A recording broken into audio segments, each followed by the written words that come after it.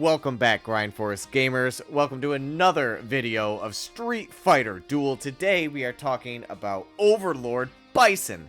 We got Falcon on the other end. I'm DatScat. How you doing, Falcon? I'm doing awesome. It's great to be here. Great to be chatting with all you GFG folks again. Overlord Bison. Let's get into this. Yeah, man. He is pretty darn cool. So what do you think about just quickly talking about his skills here? I'll get out of the event and I'll go to his gallery here. Sure, I'll go ahead and read off while you're going there.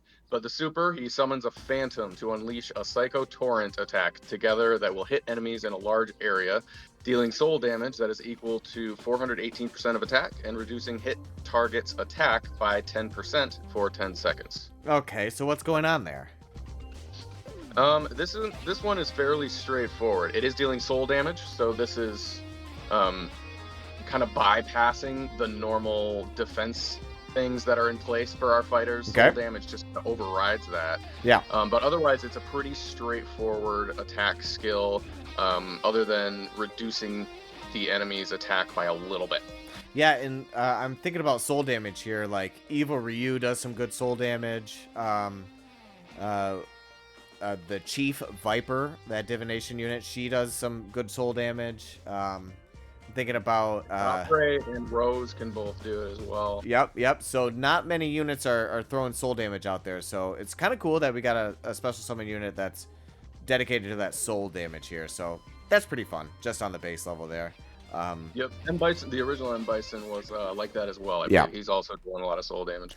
Yeah, very cool. And I think we're going to have to talk a little bit about some team compositions. You know, it's still really early, but maybe we can check out some of the whales in the event here and see what they're running, if they're running him. I know in our Discord we've talked about Overlord Bison quite a bit, and we have some individuals who think that he might be just below V Vega and Richie Honda on that special summon tier list. So we're gonna have to talk tier list. We're gonna have to talk where we think he belongs in the game. We're gonna have to talk priority. We're gonna have to talk all this kind of stuff for this video, guys. So let's continue on with these skills, though. Falcon here. I was reading his passive, and it's quite lengthy, and it seems similar to regular Bison, OG Bison, if you will.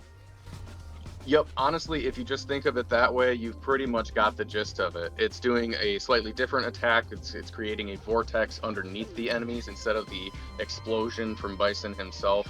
But really, it's the same basic idea. You have this resurrection ability. When Bison takes fatal damage, he does not in fact die. He instead unleashes this attack. Infernal Lord Overlord is activated, which at FS20, for example, it increases all the other fighters' damage by 15%, I think it is. Okay. And just in general, this is basically, just think of it just like M. Bison. Yeah.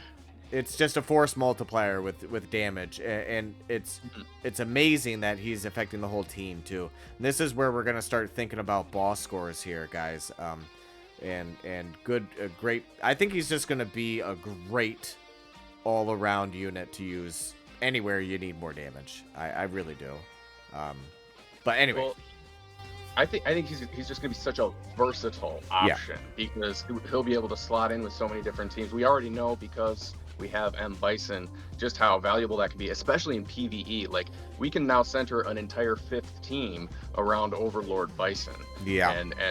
And salvage some of these other units for other teams. Yeah, and you know what I found really informative? This is coming from our Discord, by the way. We'll have that link down below. You should join up and join our community. It's growing rapidly, and I can't it might be my favorite thing about this whole Grind Force gaming thing that we're doing. So anyway, join that Discord. But I learned from that Discord that maybe if you didn't summon for Leo the turtle, maybe you just didn't quite have enough resources like I didn't, Overlord Bison's a really great unit to build in place of Leo, because he can slot in that 3rd team as your main DPS. I don't even think you have to go 15, Falcon. I think you can go third team if you didn't pull for Leo and you're not running Turtle Team. I think he's probably the answer for that as far as replacement to keep you on par with some of these other accounts on your leaderboards. So keep that in mind. I think it's really good advice. He's gonna be really great because he performs as a DPS unit, but it's more about that gimmick than anything else. So just having him on the field already gives the team enormous value. Basically makes your team invincible for as long as he's still up. Yeah, I think some people were experiencing the fact that he is killable. There seems to be a cooldown of sorts, so he is vulnerable. They were saying for like 3 seconds. Again, this is information from the Discord. You should join it. But I there is a way to kill him, and I think that somewhere in his kit it says that you can't have him and OG Bison both kind of going off of each other, you know, because that would be unkillable. Yeah, so there are ways to kill him. At the top of his passive, there is where it talks about it. Basically, if there is a surviving friendly fighter other than M. Bison. Bingo. And it was interesting, they went back and retroactively altered M. Bison's passive as well to include dialogue or to include text about Overlord Bison to make sure that there's no confusion here. These two will not just be an invincible force if you have them both on the same team. It won't work like that. No. Pretty good, because I think a unit like this could become far too OP very quickly. And I think they knew that. So yeah, the kind of thing where, like, if we had seen this and we didn't have M. Bison yet, we would see this and be like, he can't die? This is going to be insane. Like, we'd be losing our mind. But we've seen it in action, so we know a little bit what to expect. So, yeah, I think you're right. I think they just knew you had to kind of contain this. Yeah. So the two Bisons together, that's not going to, their passives aren't going to work in that way. But they are, they are functional together as a team if you choose to use that. One of the boss teams that someone in our Discord was talking about, one of the whales using, had both Bisons, and then I think Elena and one of the turtles, maybe Donatello, something like that. That was my exact thought, is you run both of them and then you just give them the sustain they need, and then they're just going to do the damage. You know, It's gonna be constantly exploding. It's constantly exploding. So, like, who cares about your combos? I'm really excited to build him eventually. Unfortunately, I'm a little resource poor after them turtles, but eventually I hope to build him and really try out some of those teams. Like, I'm thinking like Goken, both Bisons, and Elena. You know, like just a ton of sustain. Or Zangief. And then both Bisons and then Elena. I'm thinking maybe you don't want the shields from Goken if the goal is that your Bisons get hurt. yeah, it's going to open up a lot of possibilities. It'll be exciting to get to the next HWA because this unit's going to change quite a lot. Well, I think the Sea Viper teams have met their end. You know, that just might be true with this because now there's way too many Sea Viper, anti-Sea Viper options. Maybe even somebody like Akuma. So I don't think it's going to move the needle much on our tier list. I think we're just going to end up slotting them in, and I don't think it's going to change much of the special summon tier list. However, I think maybe in a month or two, we're going to see some changes in our special summon tier list, and maybe even our divination tier lists and our factional tier lists. You know, Sea Viper is still going to be great for most content, but PvP? I don't know. I think the needle is turning here. It's going to be interesting. And OG Bison might be going on the bench for a lot of people. Maybe not yet. Yeah, or to the assist slot.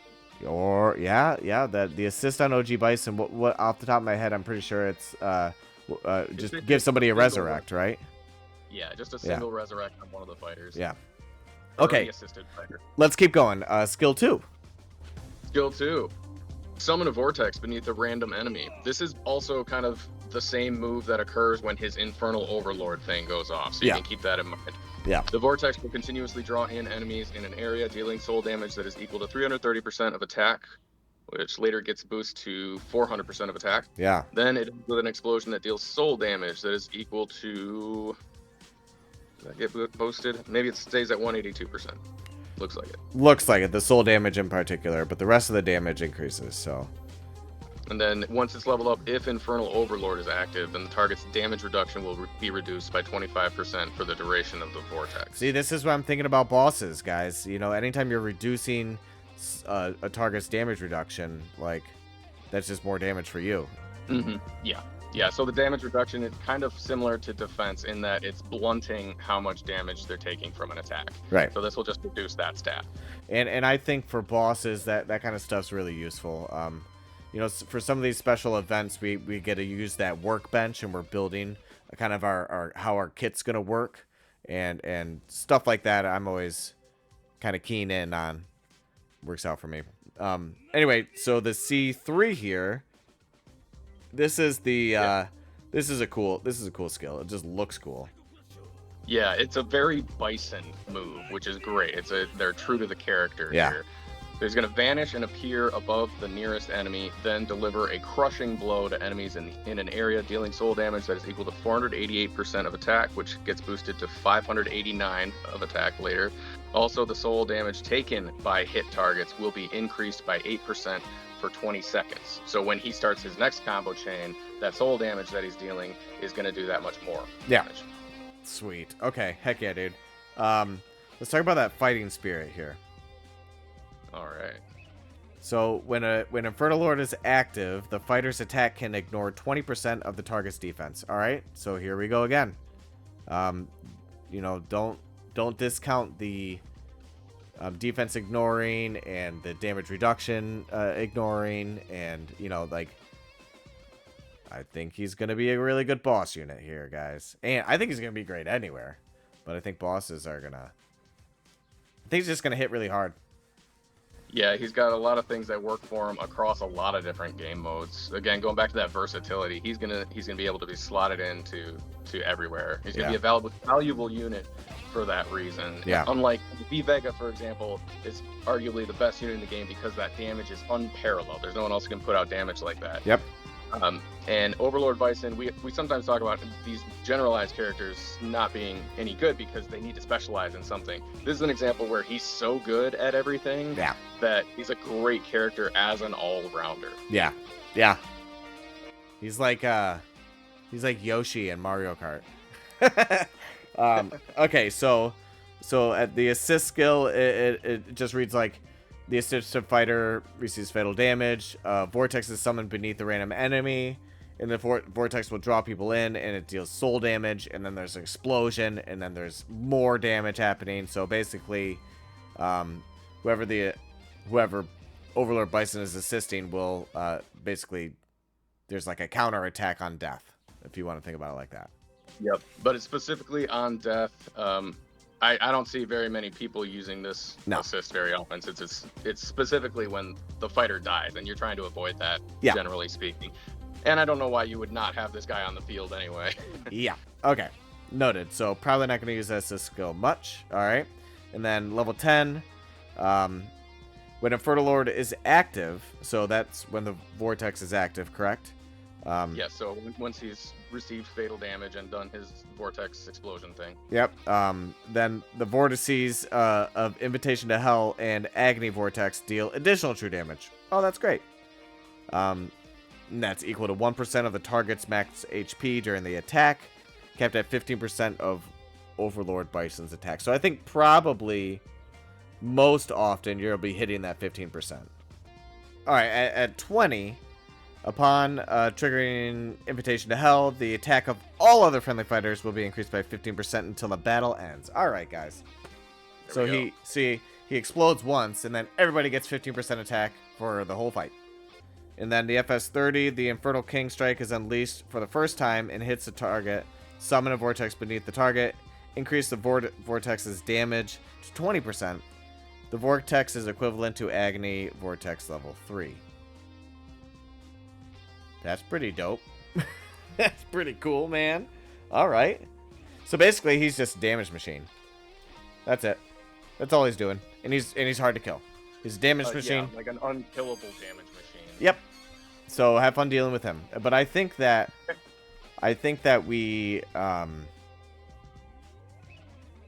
There's got to be an answer to dealing with. Yeah. I think you're just gonna have I'm to not sure. we're gonna have to figure out that gimmick or whatever that looks like here in PvP. Yeah, I don't believe it's a glitch. It is just part of his kit there. But yeah, you're right. There's this window of time where he is killable, especially if something's triggered on bleed or something like that. Yeah.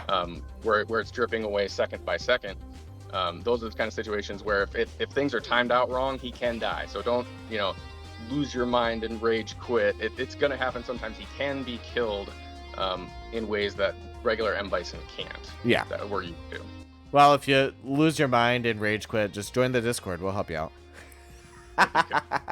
Okay, so and I wanted to point out it's because his explosion reduces it can't reduce his health beyond 1%. So if you have a bleed on there or a DOT effect on there, that's how you're gonna get that sneaky little Bison assassination if he explodes and then just doesn't have the health, right?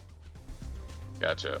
That makes sense. And then he'll also, because it's his passive, he'll also be susceptible to like C2 or Zangief's C2, which at least in the US version, we found this is not true in the SEA version, but the US version of the game, his C2 removes the passive on the enemy he hits for a short time.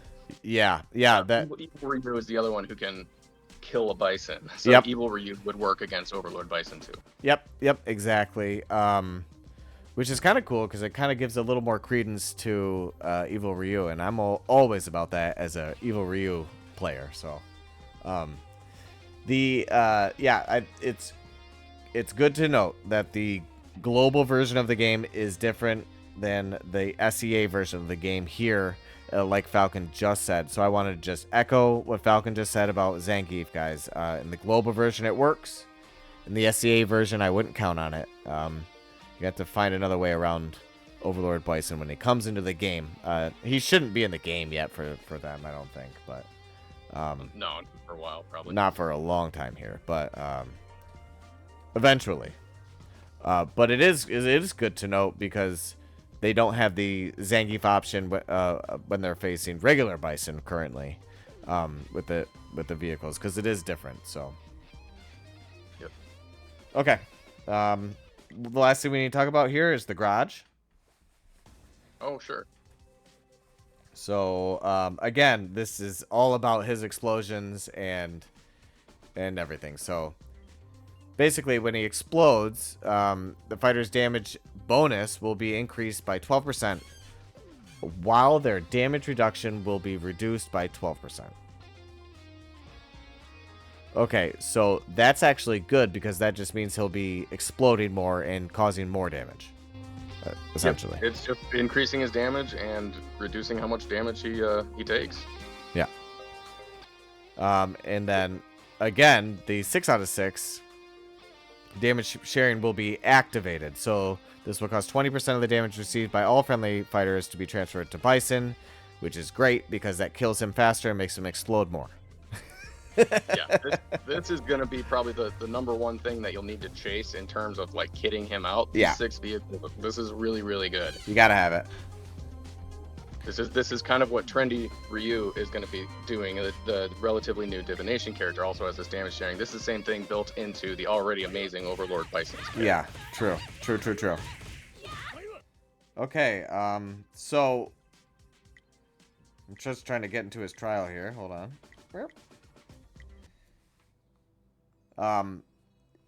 So is there anything else that we need to talk about with regard to Bison? Like, where do you think he's gonna slot in our tier list? Which we will be making another tier list here for special summon units now that we have Bison. But I think I want to see a little more data first before we commit to that. Falcon, what do you think about that? Yeah, we still have a very recent special summon tier list. We'll make sure to throw a card up on screen here for you guys to check that out if you did miss it. So I think that's still very current. In terms of where we would slot Overlord Bison right now, it's too early to say, but as you were saying earlier, kind of alluding to earlier, it in the community, in our GFG community anyway, it feels like he's going to be top tier right next to Leo on that special summon tier list. He's not quite Rich Honda, not quite V Vega, but pretty darn close. Yeah, yep. I think that's more than likely where he'll fall. But again, I'd like to get a little more information, a little more data before we start slotting him into that tier list. But boy, does he look like he's gonna be really, really good. I just think his animation looks like junk. I think he looks so stupid on the field. But hey, I guess we can't win them all, right?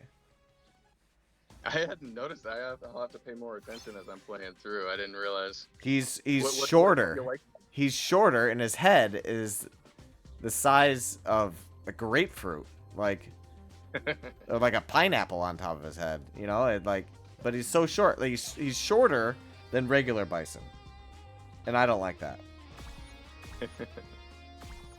And he's wearing these. He's wearing these like boots that are just like they're not. They're like work boots. I don't know. Just like kitchen shoes or something. Yeah, I don't know, man. But well, he does seem like he will be a great unit. Yeah, I think so. I think so too. All right. That about wraps it up for Overlord Bison. Again, probably gonna be building him very soon, guys. And I think you probably should too. But however, make sure that you're building Richie, Honda, and V Vega first. I think that they're gonna be still the mainstays in the meta here for a little bit. But Overlord Bison, I think, is gonna shake it up pretty significantly once enough people have him built up.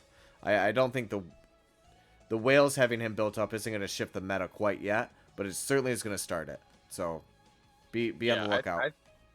I don't think there's any way that this guy doesn't make it onto everyone's squad if they have him. Like in a 3-team situation, he will be on the field, and there's a lot of different options that you can use with him. So he's definitely gonna make some waves. Yeah, I'm running the trials right now, Falcon. I know you can't quite see that, but I'm just throwing anybody I want to in there and winning every time. So it's almost like a cheat code for PvE. So if you're struggling with PvE with some chapters or something, Overlord Bison's going to be great there too. So yeah, he'll be an absolute all-star in PvE, but from the looks of it, he'll be great in every game mode. Yep. All right. Well, guys, I think that concludes it for our Overlord Bison video. Again, check out our Discord and stay tuned for more tier lists. We're going to keep them coming when new units come out. We'll make sure we do specials on them and keep you guys informed. If you're from the Southeast Asian server, we would encourage you to please join that Discord. We want that community to grow, to garner more information about the differences between global and SEA and even the Japanese server. So, again, thank you for watching. And Falcon, thank you for all your insight and depth of knowledge. It's always appreciated. Awesome chatting with you, DadScat. Awesome to chat with all the GFG community. Make sure you drop a like on this video, drop a comment down below, subscribe to Grind Force Gaming. We'd love to have you be a part of the community. Like DadScat was saying, join that Discord. We'd love to see you around. All right, take care. Take it easy, guys.